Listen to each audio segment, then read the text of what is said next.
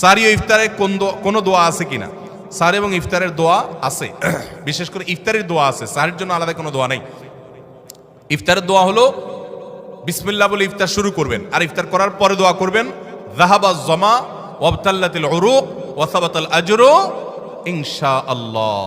যাহাবাজ জামা ওয়াবতাল্লাতিল উরুক ওয়া সাবাতাল আজরু ইনশাআল্লাহ। আল্লাহুম্মা লাকা সুমতু আলা রিজকিকা আফতারতু, এটাও হাদিসে আছে।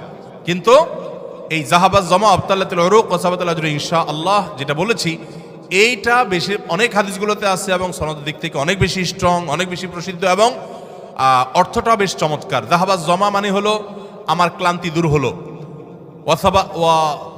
ওয়াবতাল্লাতিল উরুক মানে শিরাগুলো সব আর্দ্র হলো, যে পানি পান করেছি, ইফতার করেছি, এবং ওয়াসাবাতাল আজরু ইনশাআল্লাহ, আল্লাহর কাছে বিনিময় দাঁড়িয়ে গেছে ইনশাআল্লাহ। এটা ইফতার করার পরে বা কিছুটা খেয়ে তারপরে এটা পড়া সুন্নাত। যাহাবাজ জমা ওয়াবতাল্লাতিল উরুক ওয়াসাবাতাল আজরু ইনশাআল্লাহ। আর ইফতারির একবারে শেষের দিকে আপনার এই ইফতারের শেষের দিকে বা ইফতার শেষ করে তারপর এটা পড়বা। সাহরির জন্য আলাদা কোনো দোয়া আছে বলে আমার জানা নেই, তবে ওইটা দোয়া কবুলের সময় সাধারণ যে কোনো দোয়া আল্লাহর কাছে করবো।